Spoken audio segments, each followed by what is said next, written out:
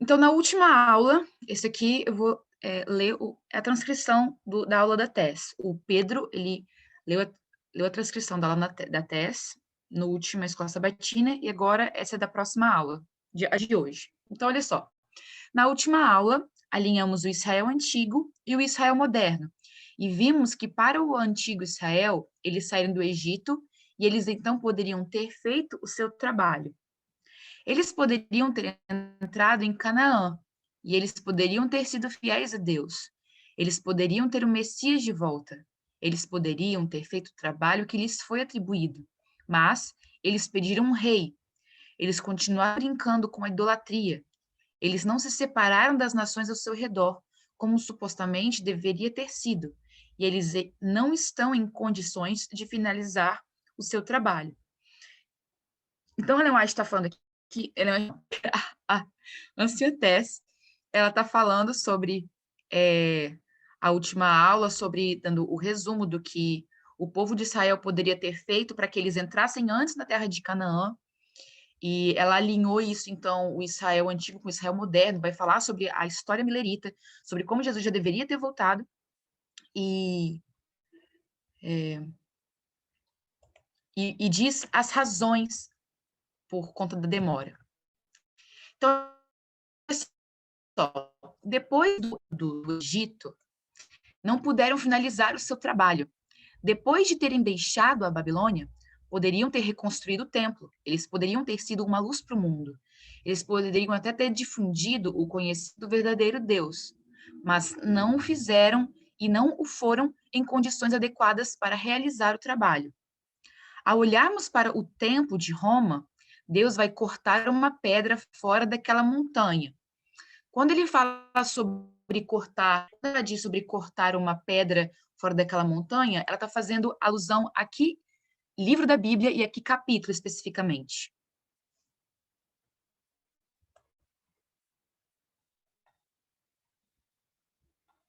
Se puderem responder no. Se puderem responder no. Não no Daniel chat, 2? mas por Daniel voz. 2? Isso, Daniel 2. Muito obrigada, Sani. Ai, que sotaque maravilhoso. Mas olha só.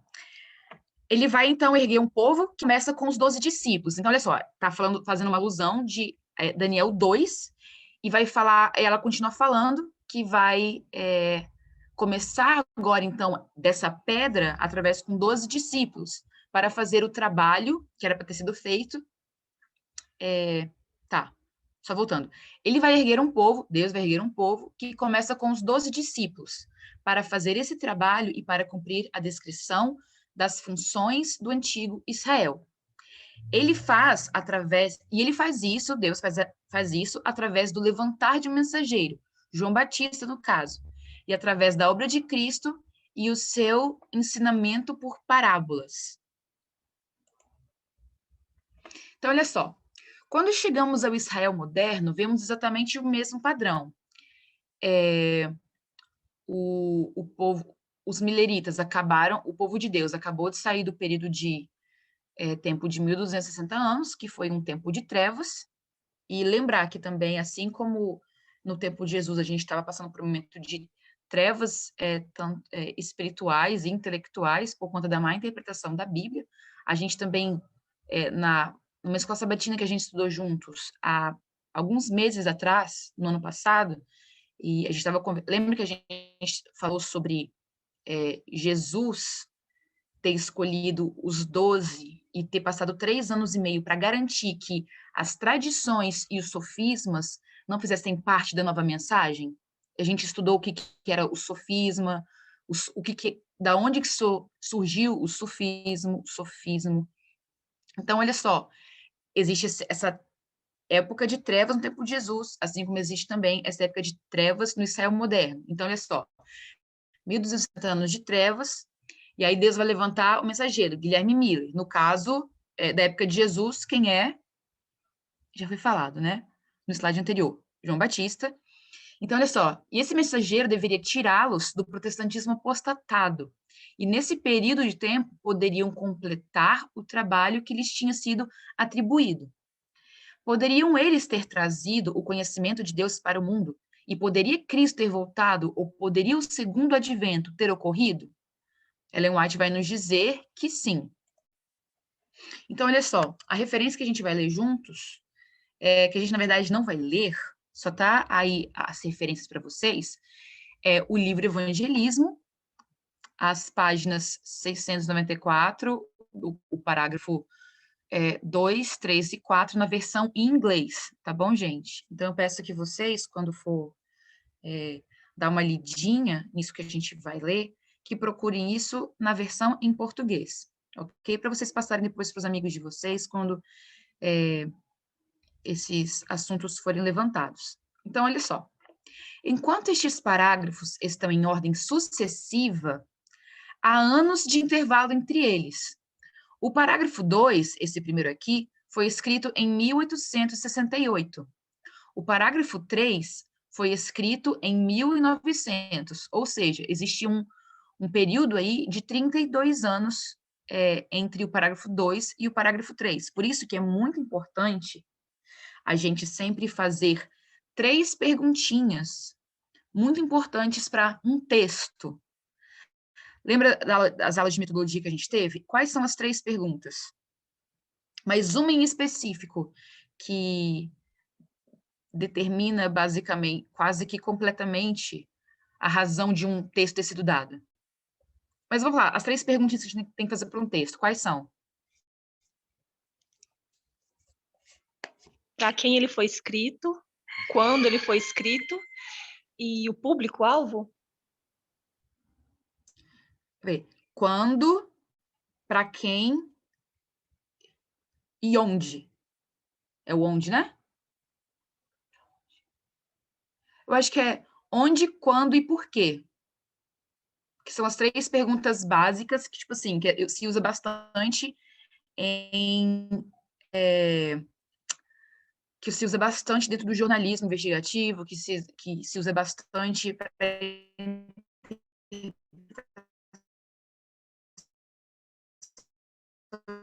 de textos.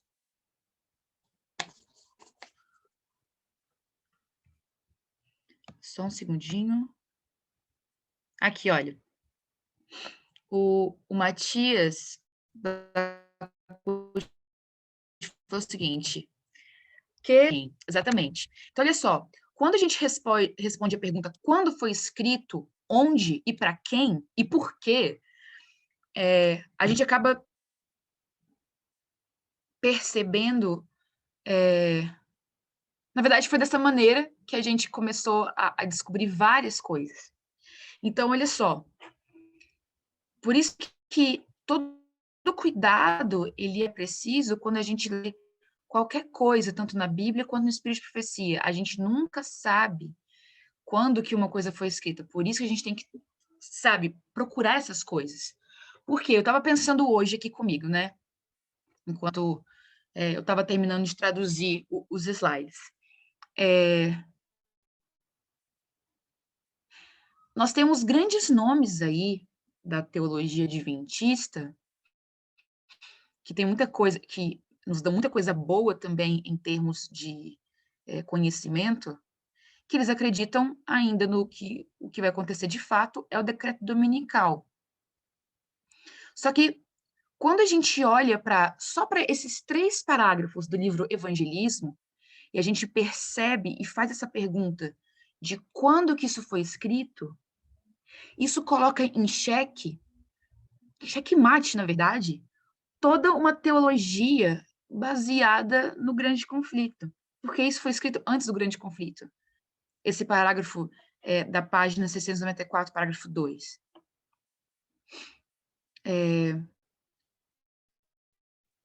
E isso Ana, causa muita confusão hoje dentro...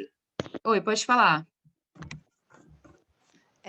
uma coisa que você falou que é interessante é que essas 3 perguntas nos fizeram ver os erros que nós cometíamos antes e sair desses erros. O praticar essas 3 perguntas era o principal da metodologia, do início, né? Da aplicação da metodologia. Uhum. Obrigada, Rose. Então, olha só. O parágrafo 4 foi escrito em 1903.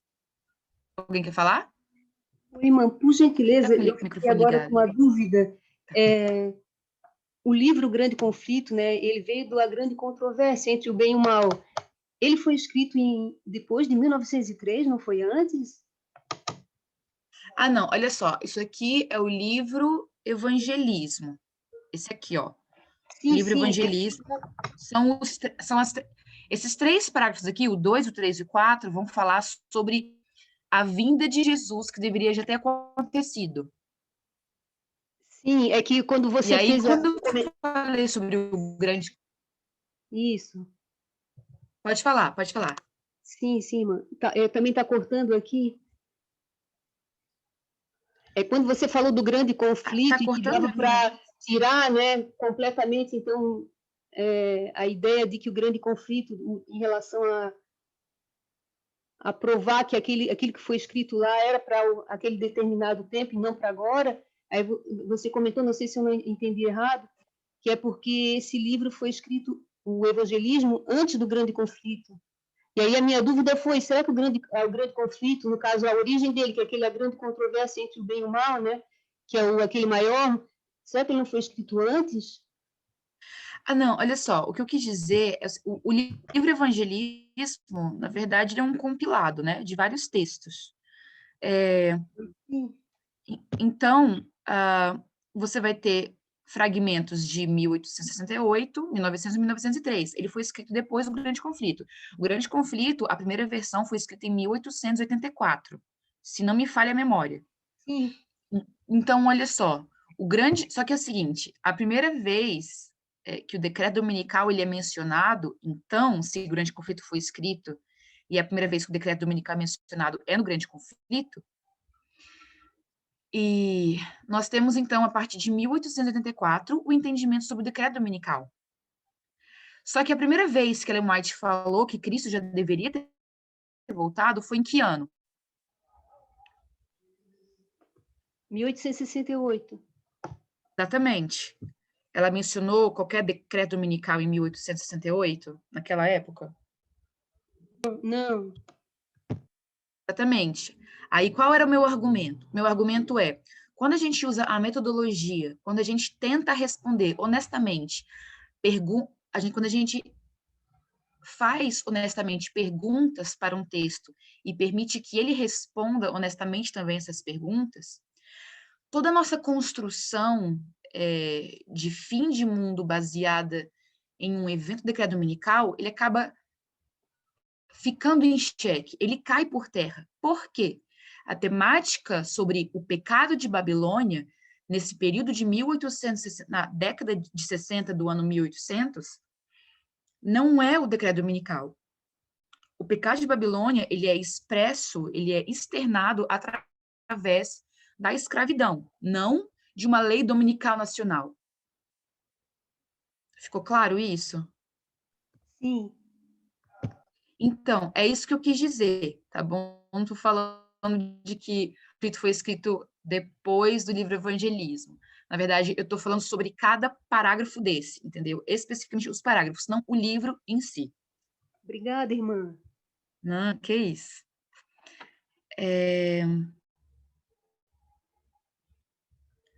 O Matias aqui falando, ó, Evangelismo e Compilação, esses 3 textos são de outros livros. Isso. Então, olha só. Continuando, o parágrafo 4 foi escrito em 1903, enquanto estes parágrafos estão de volta no livro Evangelismo. A sua escrita atual é ao longo de um período de cerca de 34 anos. Então, olha só, olha o que o texto do parágrafo 2 diz. A longa noite de tristeza está tentando acabar, mas a manhã de misericórdia é adiada, porque se o mestre viesse, muitos não estariam prontos. A indisposição de Deus para que o seu povo pereça tem sido a razão de um atraso tão longo. Gente, eu fiz uma tradução livre aqui, mas existe uma versão melhor, tá bom? Então, foi mal aí. que o texto está falando é, Deus, por Deus não querer que o seu povo pereça, o que ele faz? Eita. Ele vai adiar a volta dele. Então, ele vai se atrasar para que todo mundo consiga chegar, estar pronto, ok? Então, olha só. Assim, em 1868, este é o parágrafo 2, Ellen White dá o título A Misericórdia é Deferida. Deferimento é o seguinte, quantos sabem a significado de deferido? Quando um processo é indeferido ou deferido? É concedido. Isso, exatamente. Autorizado. Isso, exatamente. Muito obrigada. Obrigada aí, Matias. Olha só. Aqui, ó, o Matias, ele colocou o texto aqui, ó. O primeiro texto foi escrito em Testemunhos para a Igreja, volume 2. Então, dê uma olhadinha lá depois, tá bom, people? Então, olha só. Aí a Luciates continua falando. Só quero que tomemos essa frase. Amanhã é adiada, atrasada, em misericórdia. É realmente em duas partes. Amanhã é adiada, ou pode dizer-se que atrasada por causa da misericórdia. Queremos definir o significado desses dois pontos, e ela faz isso nas duas frases seguintes dessa frase. O que significa amanhã é atrasada? Significa a vinda do mestre. Amanhã, a que ela se refere, é a vinda do mestre. Por que é que o mestre não pode vir? Atrasou-se em misericórdia na última parte dessa frase, porque muitos do povo de Deus não seriam encontrados prontos. O que ela diz é que amanhã poderia ter chegado. Amanhã é o segundo advento, a vinda do mestre. O segundo advento foi adiado por causa da misericórdia de Deus. A misericórdia é porque o seu povo não estaria pronto. Identificamos 1863, o ponto central da Guerra Civil, mas isto foi escrito apenas alguns anos depois, em 1868. Lembrando que 1863 seria como se fosse a segunda vinda, né? O marco da segunda vinda. Isso, Ana, era exatamente o que eu pensei, porque não seria 1868, seria 1863, ao qual ela estava se referindo. Isso, exatamente. A gente estudou, na verdade, foi em 2019, a gente, na verdade, eu lembro quando esse assunto começou a surgir. Eu estava conversando com a Mayele, na verdade, a Mayele veio conversar comigo sobre se Deus ele já sabia o futuro, de como que as coisas são, se ele já sabe o futuro, as coisas já são predestinadas, como que isso realmente funciona. Aí foi quando o Parminder começou a falar sobre a questão de predestinação, lembram? No trimestre aqui no Brasil, no janeiro, fevereiro, março. E aí a gente começou a falar, foi quando a gente leu pela primeira vez esse texto de 1868, e a gente começou a questionar. Jesus já não deveria ter voltado? Você já deveria ter voltado? O que está acontecendo nessa época aqui? Que a gente respondeu a pergunta, né? Quando que foi escrito? Para quem que foi escrito e por quê? Aí, quando a gente começou a ver o contexto do que estava acontecendo ali em 1868, a gente falou, a gente estava errado quanto ao decreto dominical. Aí foi quando essas coisas começaram a acontecer. Aí foram 3 meses discutindo, não, Jesus não poderia ter voltado realmente em 63 ou 68, mas só depois do decreto dominical, porque o decreto dominical tinha que acontecer. Aí foi quando a gente conseguiu trabalhar tudo aquilo, mas foi interessante como que Deus ele dirige cada conversa e como que cada pergunta, como que cada questionamento, ele é muito importante para que a gente consiga avançar, sabe? Porque de uma conversa tão simples, na verdade, poderia se dizer até um pouco banal, um entendimento desse veio para a mensagem. Mas olha só, continuando, só foi só abrir uma janela para fazer um comentário. Continuando, ela disse que Cristo poderia ter vindo, mas ele não veio. Atrasou a manhã ou atrasou a sua vinda por causa do estado de seu povo. Ao saírem do Egito, entraram em Canaã, podiam ter sido preparados para o seu primeiro advento, mas teriam sido encontrados não preparados. Israel teria sido encontrado não preparado. Com o Adventismo, quando se vê o período logo após 1844, eles poderiam ter cumprido a sua função e Cristo poderia ter vindo e o segundo advento poderia ter acontecido, mas está atrasado porque o seu povo não estava preparado. Depois temos o período de tempo na Babilônia. Isto destinava-se a curá-los da sua idolatria. Foi meio sucedido, mas não completamente. Não foi uma história de sucesso completo, foi uma história de meio fracasso e meio sucesso. Verificamos também que existe um período de tempo após a história milerita, quando o trabalho foi estabelecido para ser concluído. E que história foi essa? O problema é que a anciã tese, ela já responde aqui para a gente. Essa história foi a de 1888, que foi a história da justificação pela fé, que eu acho que todo mundo conhece. Ellen White diz que agora estavam no alto clamor do terceiro anjo. Então, a gente tem a lei dominical, que estavam sendo instituídos nos Estados Unidos, o mundo exterior está preparado para as cenas finais, o movimento está a ser montado, há a ocorrência do alto clamor, a mensagem de justificação pela fé através de Jones e Wagner, e o trabalho poderia ter sido concluído naquele ano. É por isso que ela vai dizer novamente no parágrafo 3 do livro Evangelismo, da página 694, em 1900, o seguinte: o trabalho poderia ter sido feito. Cristo teria feito isto, teria vindo à terra, e os santos teriam recebido o seu acolhimento na cidade de Deus. Em 1900, ela diz novamente: Cristo teria vindo, mas o problema é o seu povo. Ela repete que em 1903, o seguinte: se o povo de Cristo tivesse obedecido à sua palavra, hoje estaria na Canaã celestial. Então, olha só, o trabalho ele poderia ter sido concluído, mas ambas as vezes foi a história do fracasso do povo de Deus. Quando chegamos ao fim, encontramos na história do sucesso e falamos bastante sobre a história alfa e a história ômega, a história do fracasso e a história do sucesso, também identificando que existe falha, fracasso e o sucesso final, ao final desse processo. Então, a gente tem 1698, a gente existe uma história de fracasso com Miller, depois a gente tem uma história de fracasso em 88, mas na linha dos 144 mil existe o sucesso. Ao olharmos para a história dos 144 mil, vamos compreender a natureza dessa história através da compreensão do fim do Israel antigo, e também através da compreensão de como esta igreja começou. O que estava a acontecer tanto internamente como Deus levantou Guilherme Miller e começou a ensinar-lhe, em particular, as profecias, mas também o que está a acontecer externamente dessa história. Nossa, essa frase ficou um pouco ruim, desculpa, gente.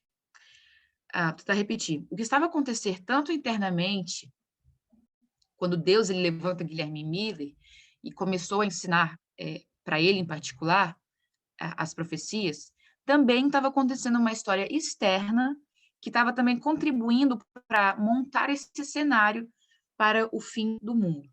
Então, essa história pode ensinar-nos sobre o que está a acontecer externamente nesse momento. O que eu quero que façamos é compreender o que está a acontecer externamente dentro do protestantismo pouco antes de 1798 e até 1798 em direção à história de 1844. Tinha uma outra citação que vou dar, não vamos passar muito tempo com ela. Dela. Está em Fé em Obras, a página 33.1, mas aqui está em inglês, tá bom, gente? Então, abram lá o Ellen G. White Writings, procura essa referência aqui, e sempre tem uma janelinha que tem como você clicar para aparecer, aí tem lá a opção de várias línguas, aí vocês clicam na opção de português. Então, nessa referência aqui, ela fala da condição do adventismo, a que se refere como a condição de Laodiceia, e vai citar o Apocalipse, capítulo 3, a mensagem à Laodiceia. Aqui está representado um povo que se orgulha da sua posse de conhecimentos espirituais e suas vantagens, ou privilégios, ok? Seria tradução livre, gente. Assim, quando dizem que são ricos e abastados com bens, em que é que acreditam serem eles ricos? Eles acreditam que eles são ricos em conhecimentos e vantagens espirituais. Gente, pergunta. eu quero que vocês me respondam com honestidade. Vocês preferem que eu leia para vocês? É porque é o seguinte, eu já li todo o estudo. E eu acho que é muito útil quando a gente realmente lê tudo.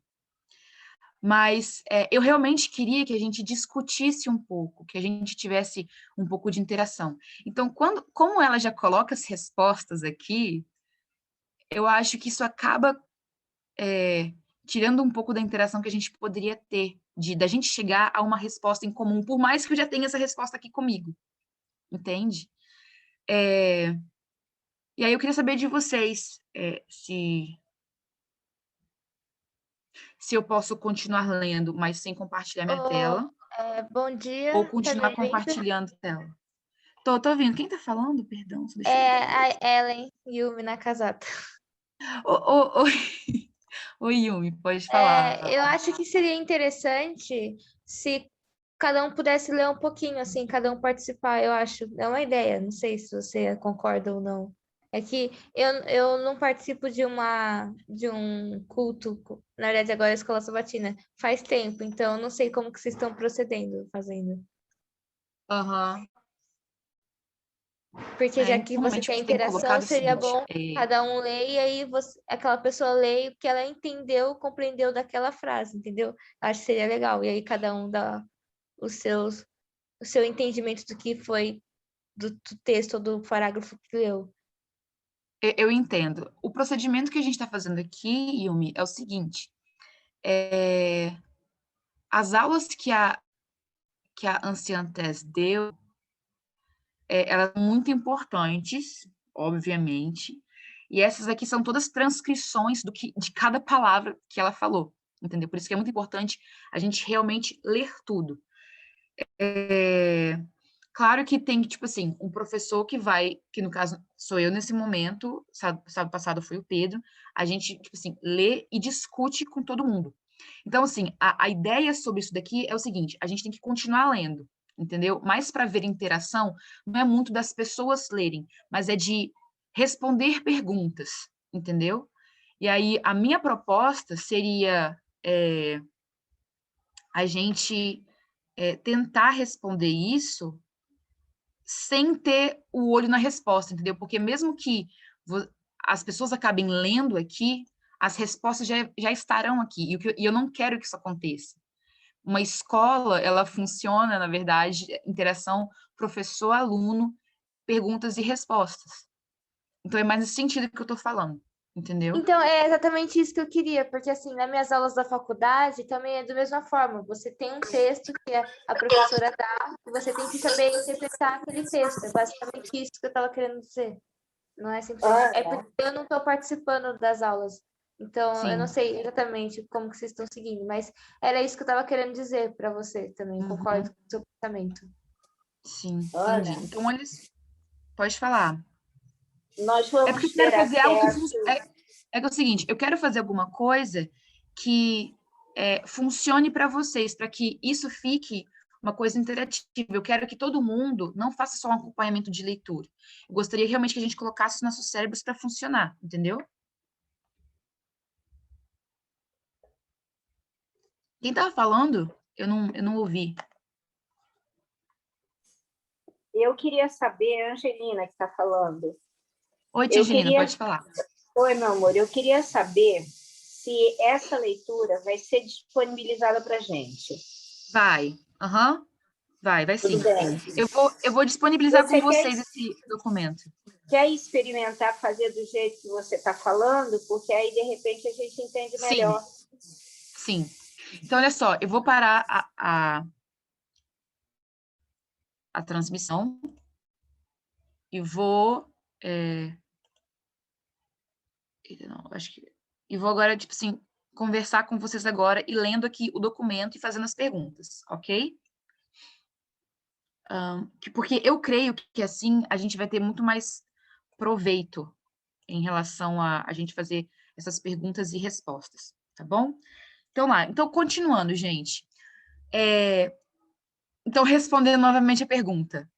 Quando Ellen White fala de que a Laodiceia, ela se orgulha da sua posse de conhecimentos espirituais e vantagens, então, quando a gente olha para Laodiceia dizendo, eu sou rica e de nada tenho falta, agora eu quero uma resposta de vocês.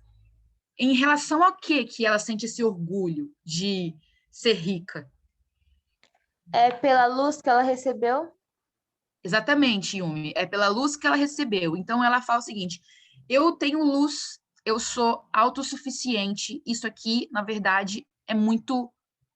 Eu sou autossuficiente, entendeu? Em relação à minha condição espiritual. Lembrando que Mateus 5 fala o quê? Bem-aventurados os pobres de quê? Os pobres de... Começa com e e termina com espírito. Exatamente. Ela vai falar, bem-aventurados os pobres de espírito. E a gente vê o quê?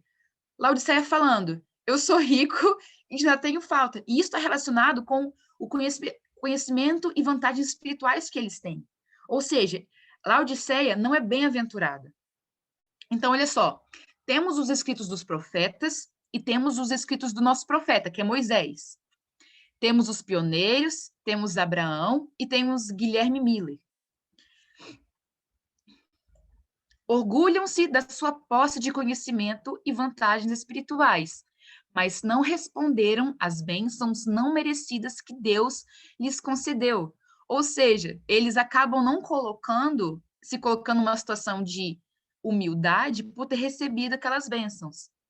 Então, aí o que a Anciã-Tese vai falar agora é o seguinte, com o orgulho farisaico, eles quiseram a si próprios, até que se tenha dito deles, dizes que sou rico e abastado com bens e que não tem necessidade de nada.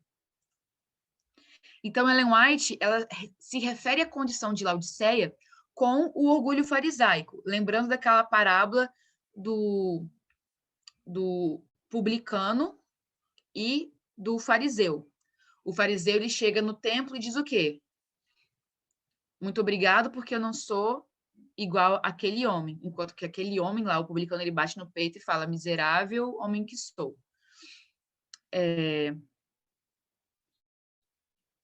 A condição dos fariseus é idêntica à condição de Laodiceia. E essa é exatamente a mesma coisa. Assim, quando a gente hoje vê a igreja de Laodiceia, o que a gente está identificando, na verdade, é o quê? O farisaísmo, correto? Nesse período de tempo, quando a gente fala sobre os fariseus e a idolatria em que Israel se encontrava, não era a imoralidade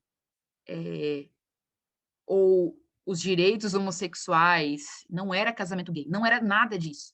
Não é um comportamento inapropriado em televisão e não se trata de jogos de computador. É isso que a Anciã-Tese está falando, só estou lendo o que ela está dizendo, tá bom?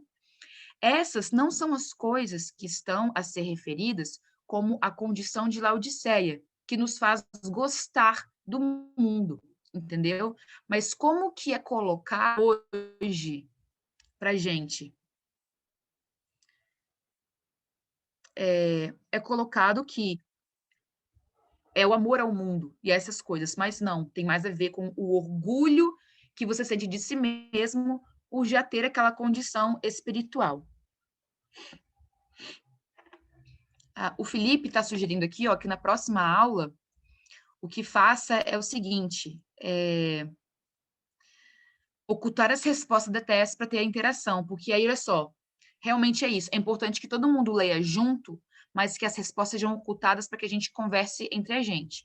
Então, para o próximo professor, do sábado que vem, fica aí a dica, tá bom?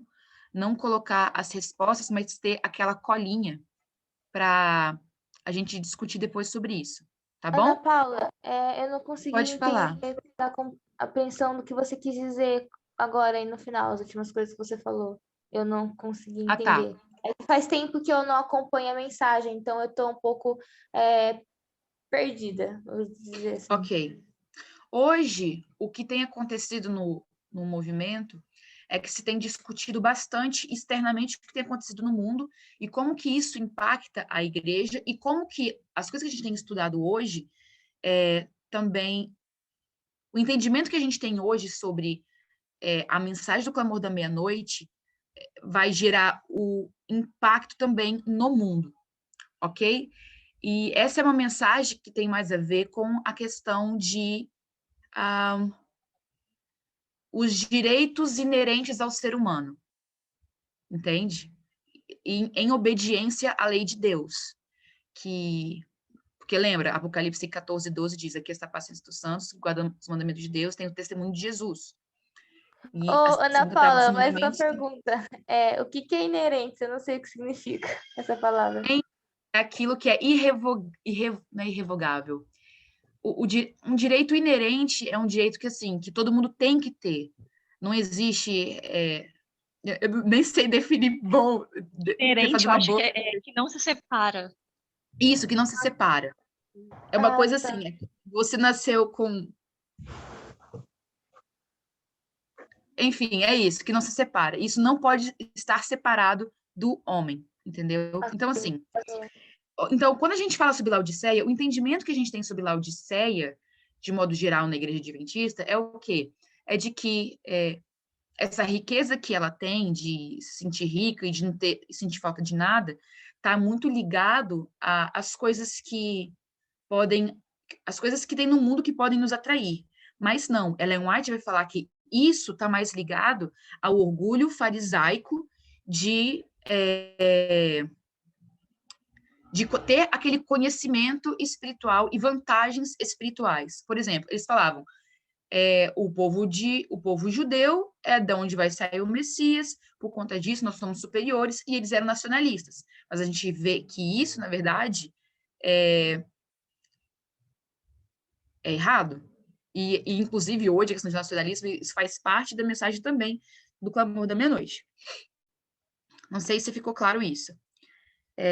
Então, a condição de Laodiceia não tem nada a ver sobre a gente gostar do mundo, mas sim sobre a gente se sentir orgulhoso do conhecimento, do pré-conhecimento que a gente já tem.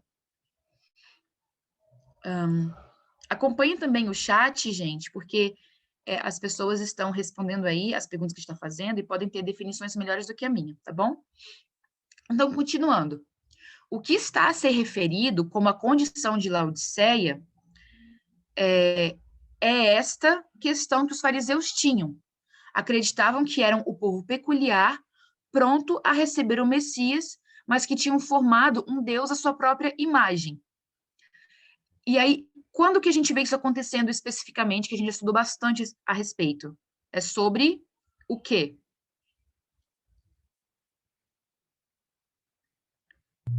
Touro ápice? O touro ápice. Eles veneram um deus pagão que nem sequer o conheciam. Quando olhamos para trás, vemos o que era esse deus pagão. Foi aqueles que eles levaram para fora do Egito, que é esse touro ápice. Então, quando a gente agora volta para o tempo milerita, tive a ideia, por isso vou assumir, que outros também a tiveram, que não houve muita coisa para acontecer. Então, externamente, houve a Revolução Americana, os protestantes estavam apenas... a tradução aqui é deambulando dia após dia, semana após... eu acho que é perambulando.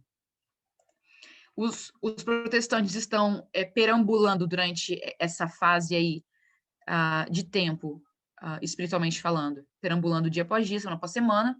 Guilherme Miller, então, ele é levantado, e no vazio, num vácuo do nada, há, então, esse reavivamento millerita, esse movimento. O que eu quero que vejamos é o quadro mais amplo do que estava a acontecer nesse período de tempo. Podemos estar familiarizados com o grande despertar. Se não estiver familiarizado com ele, basta pesquisá-lo na internet e ela vai te dar uma visão geral. O primeiro grande... Foram duas vezes que aconteceu o grande despertar. Foi o primeiro que aconteceu no século XVII. Esse foi um grande renascimento religioso, um reavivamento religioso, que ocorreu particularmente na América, mas também na Grã-Bretanha e em outras áreas em todo o mundo.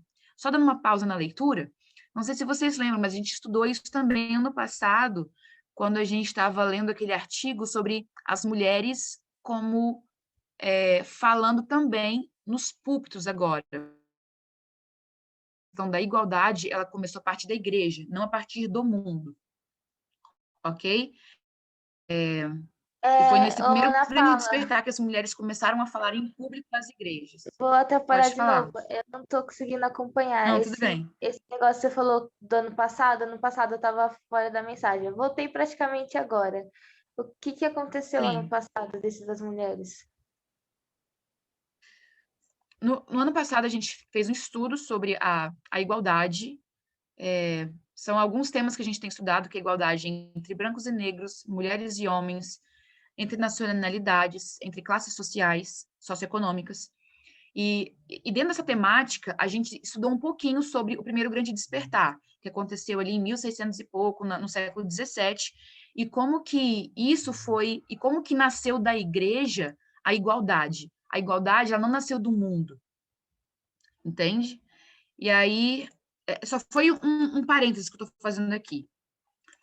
Então, olha só, foi este grande, então, essa reforma religiosa que acontece, particularmente na América e na Grã-Bretanha, e que foi uma época de grande reavivamento religioso no início do século XVII, e foram, na verdade, fundadas certas igrejas, e como algumas pessoas viam Deus e também como veneravam esse Deus. E esse movimento, ele transformou completamente a paisagem religiosa. Um segundo grande despertar aconteceu por volta da época da década de 1790. Começou realmente pouco antes de 1798 e foi um reavivamento religioso maciço que varreu toda a América e também tocou a Grã-Bretanha e outras áreas. Este renascimento aconteceu através de reuniões campais, através de ministros itinerantes, da mesma forma que vemos a história milerita. Parecemos pensar que éramos os únicos que fazíamos reuniões de acampamento, mas a gente não era. Todas essas outras igrejas estavam também a viver grandes revivamentos através de reuniões de acampamento e de ministros itinerantes. Ocorreu realmente a partir da década de 1790 até a década de 1830, pelo que pode-se dizer que ocorreu durante mais ou menos uns 40 anos. Creio que o protestantismo morreu na década de 1840. E por que isso? Porque a gente vê como que existe a rejeição à mensagem de Miller. Sabemos que quando chegamos a 1854, Ellen White descreve que esse ano como houve um declínio espiritual, mas o reavivamento tinha morrido no protestantismo em 1844. Certamente, através da década de 1790 e depois por volta de 1844, houve um reavivamento religioso maciço através dos Estados Unidos, conhecido então como o Segundo Grande Despertar. Então, isso alterou fundamentalmente o caráter de despertar, é que os mileritas e depois o adventismo cresceram.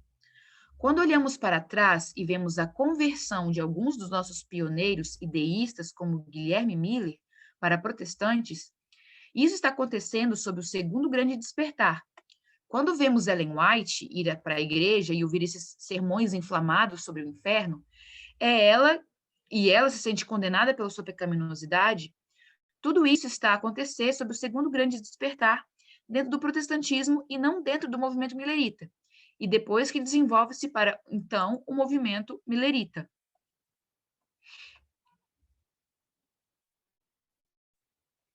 A partir daqui, eu vou voltar a compartilhar a tela, porque realmente não tem mais nenhuma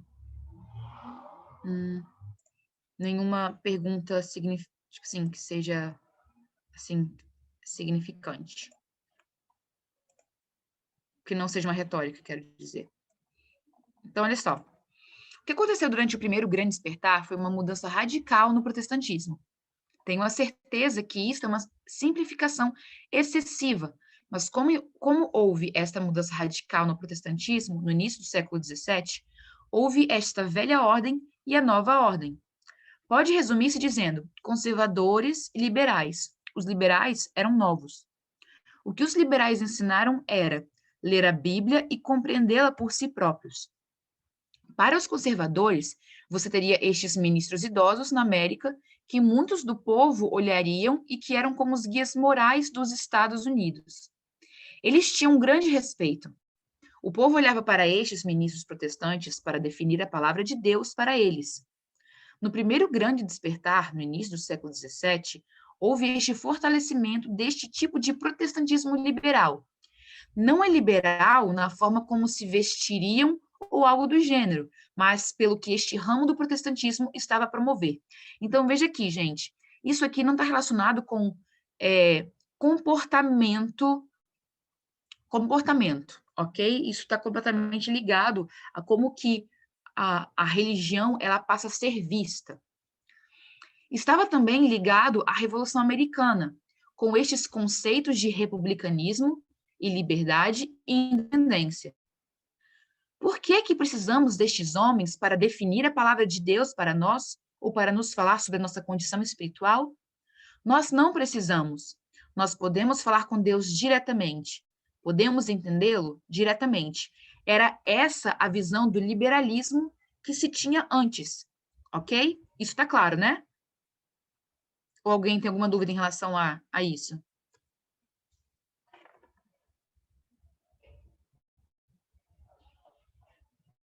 Tá claro, né? Não preciso... Então tá, continuando.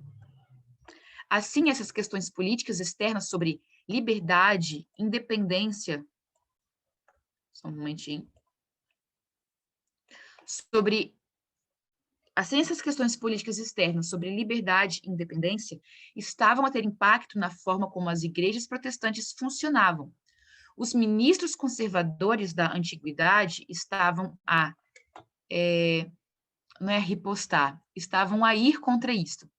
Eles criaram estas duas facções... Não sei o que é isso, gente, desculpa de novo, eu traduzi correndo e não vi. Mas eles criaram essas duas facções dentro do seio do protestantismo. Estes ministros idosos viam isto como desrespeito e que estavam a perder o seu estatuto na sociedade. Mesmo que não tivessem perdido muito, podiam ver que estava a chegar e tinham medo. Começaram a lutar contra o que viam como demasiado liberalismo e a ir muito longe. São realmente estes dois lados e estão ligados a estes acontecimentos externos, porque tem a Revolução Americana, tem a Constituição, a ideia sobre liberdade individual e liberdade. Além disso, o debate no seio da igreja sobre como...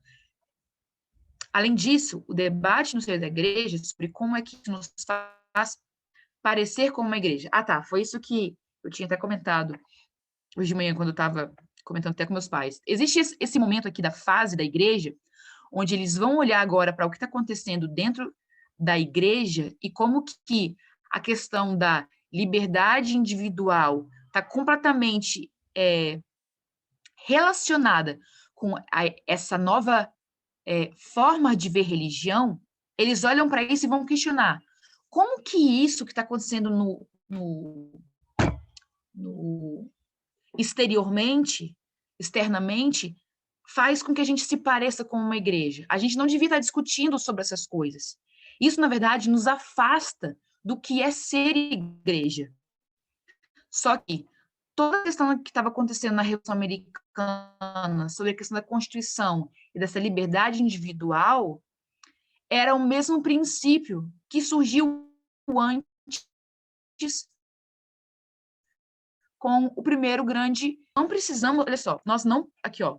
Por que precisamos destes homens para definir a palavra de Deus para nós? Ou para nos falar sobre a nossa condição espiritual? Nós não precisamos, nós podemos falar com Deus diretamente, podemos entendê-lo diretamente. Então,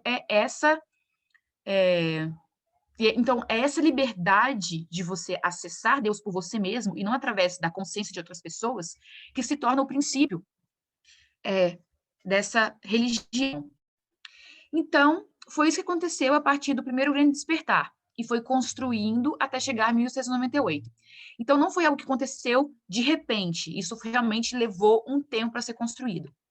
Depois, ao entrarmos no segundo grande despertar, aquele grande avivamento religioso que varreu toda a América, tiveram duas igrejas a sair disso, dois movimentos e depois duas igrejas paralelas como irmãos gêmeos. Nós tivemos o mormonismo, sob Joseph Smith, e os milleritas, através de Guilherme Miller. Então, olha só, nessa época, na verdade,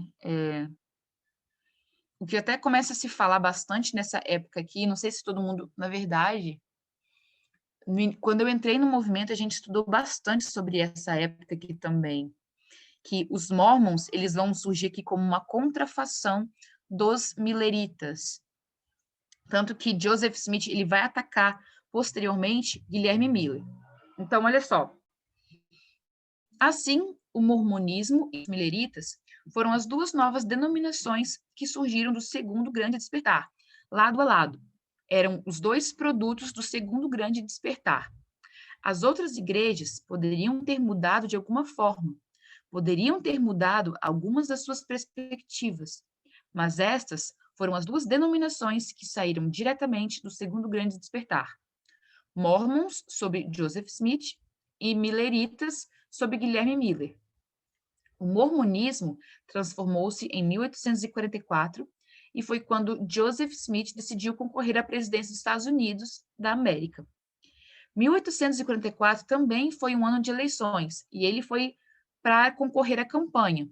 E ele acreditava que a presidência, o presidente americano, poderia até funcionar como uma ditadura, porque é isso que ele vai...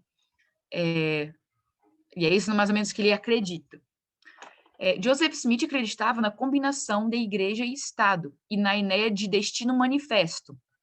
Só para lembrar aqui, ó, destino manifesto, lê esse segundo pontozinho aqui, ó.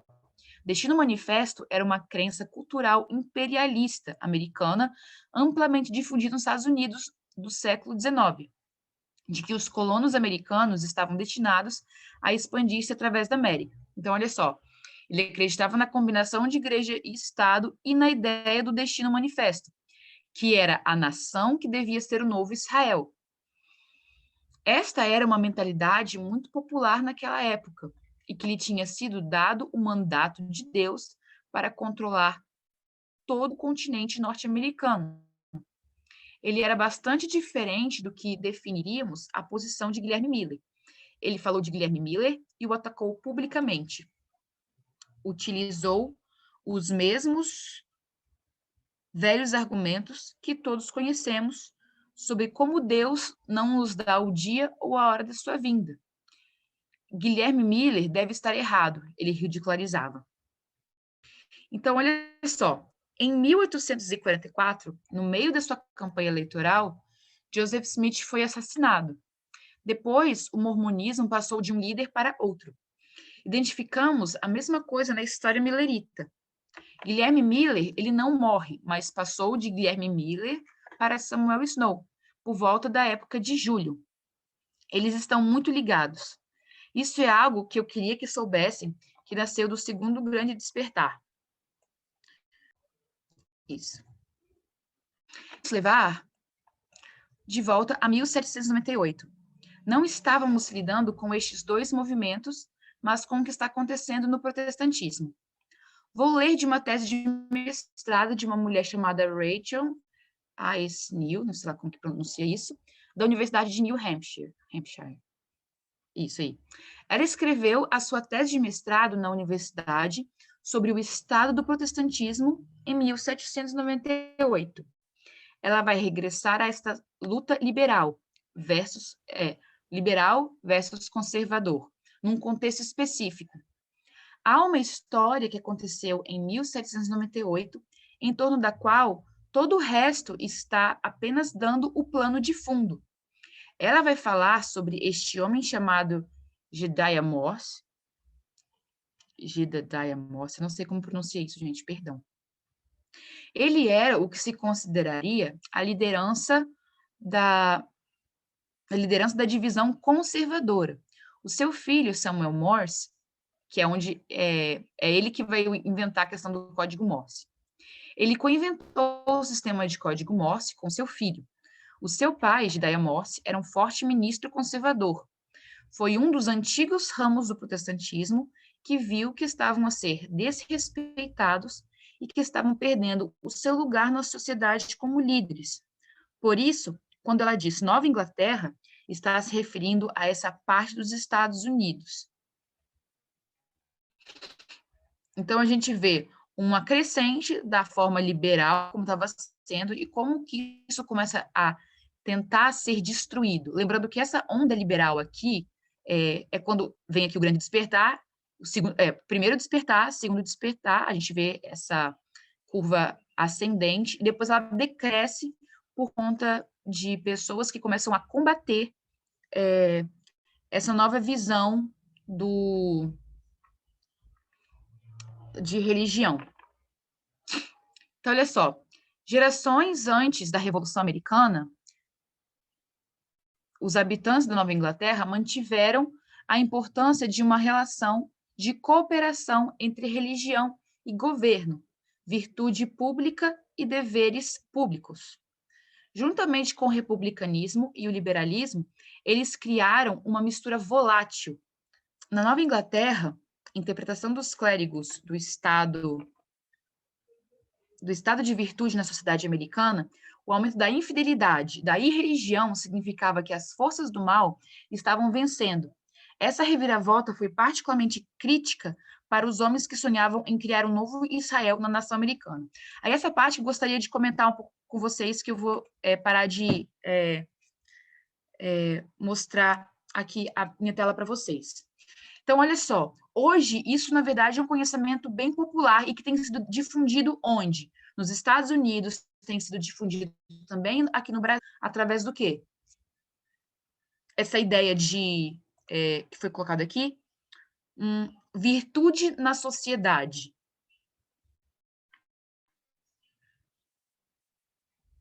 O que seria isso, então? Eles olham para o Estado e vão dizer o quê? Tu poderia repetir? Eu ia pedir a mesma coisa.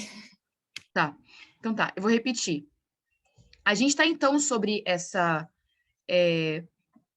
Nova Inglaterra, onde existe, eles falam sobre isso, né? Existe agora essa Nova Inglaterra, que é onde a gente acredita que deve ser imperativo a imposição desse estado de virtude na sociedade americana.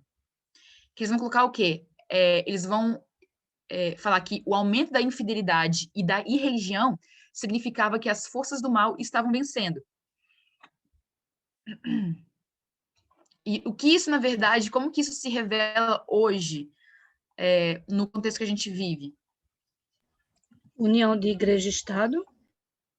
Sim, mas como que a gente tem visto isso? Na verdade, como a gente viu isso pela primeira vez ali, logo depois de... Primeira vez, não.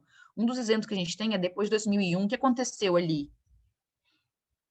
O que a parte conservadora vai falar sobre 11 de setembro, por exemplo? Eles vão dizer que é uma punição de Deus por causa da imoralidade nos Estados Unidos. Casamento gay. Exatamente. Então, olha só, o que eles vão fazer... Então, assim, essa coisa que o Jerry Falwell fez, o que o filho dele também fala e tem feito ainda hoje, é a mesma coisa que aconteceu há, 100 e poucos anos atrás. Entendeu? Eles ainda acreditam nesse estado de virtude na sociedade americana. Então, olha só, eles se opõem, então, à Constituição dos Estados Unidos, que vai pregar o quê? Não, a igreja deve se separar do Estado. E diz que, eles ainda afirmavam que o mal ele estava imperando na sociedade, porque o que estava acontecendo é que o objetivo deles era criar um novo Israel na nação americana. Não sei quantos já leram o livro A Lei Dominical Nacional, mas a T. Jones ele vai comentar também sobre um pouco disso, sobre de como que isso era uma falácia, de como isso não funciona, como que isso seria criar um falso Israel, que estaria fundado em formar novos hipócritas, cristãos hipócritas, enfim, leiam aquele livro, é maravilhoso. Mas, assim, hoje, de que forma a gente vê isso acontecendo? A gente olha para Jerry Falwell, ele vai olhar para 11 de setembro e vai falar o seguinte, isso daí é culpa, isso aí é por conta dos homossexuais, isso é um castigo de Deus para os homossexuais. Hoje, o que eles falaram em relação ao coronavírus, que as pessoas têm falado sobre o coronavírus? Que isso é um castigo de quem também? Eles já têm falado nas redes sociais que é por conta do carnaval, que é por conta do comunismo, da imoralidade. Uhum. Sim, então vejam que isso não é uma coisa que é Teoria de nova. conspirações, né, também, eles têm bastante disso. Sim, também eles têm bastante coisa. É tudo baseado sabe, em nada que tenha provas. É basicamente isso. Então, olha só, a separação entre igreja e Estado está firmemente enraizada na Constituição dos Estados Unidos. Fundadores importantes como Thomas Jefferson, James Madison e outros apoiaram essa ideia e insistiram que apenas a separação entre igreja e Estado poderia garantir a liberdade de todos os americanos. A separação igreja-estado não é, portanto, apenas um princípio histórico, é também um grande presente da América para o mundo.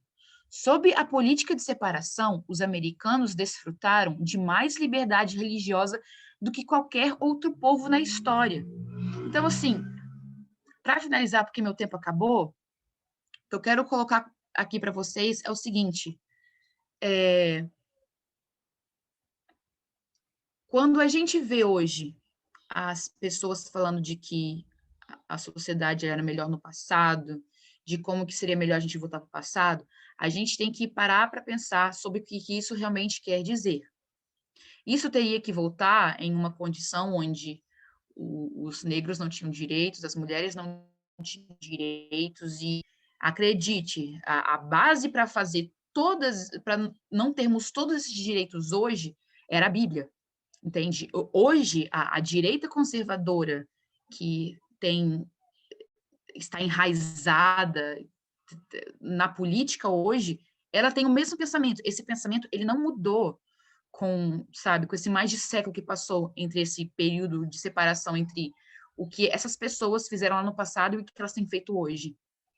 Tanto que hoje o que as pessoas estão fazendo hoje é exatamente esse papel de querer impor uma moralidade religiosa através do Estado para que a sociedade esteja, como posso dizer isso? Para que seja uma sociedade melhor, mas não é isso. O que a anciã Tessa acabou de falar aqui com a última frase que eu li? Quando os Estados Unidos, ele prega a Constituição, vamos colocar assim, e prega essa política de separação de igreja e Estado, é quando os americanos eles vão desfrutar de uma melhor liberdade religiosa, como nunca antes na história. E então, se a gente defende hoje a questão da liberdade religiosa, separação de igreja e Estado, de deixar a moralidade cristã de lado quando a gente lida com questões civis, leis e direitos civis, mais liberdade a gente garante para a gente e para os outros. Não estou querendo também chamar a atenção disso para talvez um egoísmo de achar que não, isso é só uma questão, só quero um benefício próprio. Mas não, a gente tem que lembrar de que isso assegura a liberdade de todo mundo. Não deu para terminar hoje os slides, eu vou até passar para o Wesley o restante de onde eu parei, para essa aula ser terminada na próxima escola sabatina. Alguém tem algum comentário antes da gente finalizar para orar?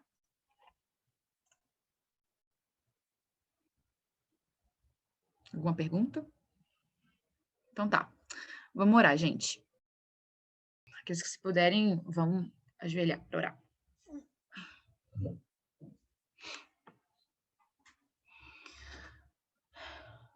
Oremos. Senhor Deus, muito obrigada pela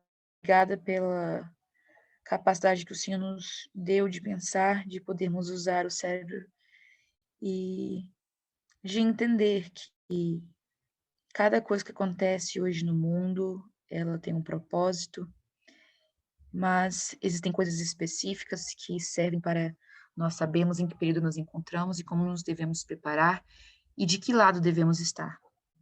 Ajude-nos a entender cada uma das coisas, sobre como que as coisas de dentro da igreja estão relacionadas também com as questões de fora da igreja e como que essa relação entre elas é importante para a gente não só entender o tempo que a gente vive, mas como que isso deve ser internalizado em nossas mentes, em nosso coração, para que de fato a gente possa nos salvar e ajudar a outras pessoas também a se salvarem.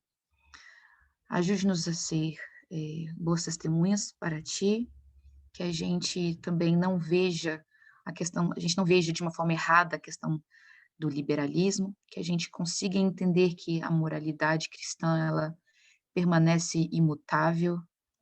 A vida do cristão é uma vida de constante entrega, de constante abnegação, saber que aquilo que nos afasta de ti é o que devemos nos apartar. Então, Senhor, ajude-nos também a ter discernimento para saber separar as coisas. Por favor, toma-nos em tuas mãos e nos prepare para o próximo horário que vamos ter o culto, que o Senhor desde já prepare nosso coração e nossa mente para o recebimento dessa mensagem. Pedimos todas essas coisas e agradecemos no nome precioso de Jesus. Amém.